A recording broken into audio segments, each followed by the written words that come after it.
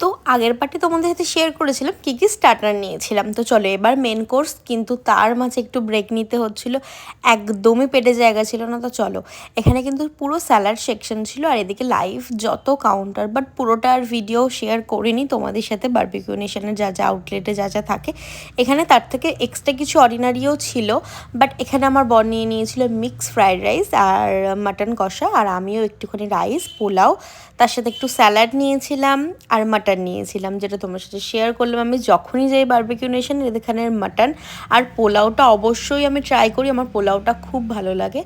আর ওই দিকে নিয়ে এসেছিলাম স্যালাড, আর এদিকে দেখতে পাচ্ছ এখানে কিন্তু লাইভ কিন্তু একদম আইসক্রিম কাউন্টার, যেখান থেকে আমি কিন্তু 2-3টা প্রায় খেয়েইছি, বাট ভীষণই ভালো খেতে। চকলেটের থেকে ম্যাঙ্গো ফ্লেভারটা খুব ভালো লেগেছিলো, আর ব্রাউনি দিয়ে খাচ্ছিলাম।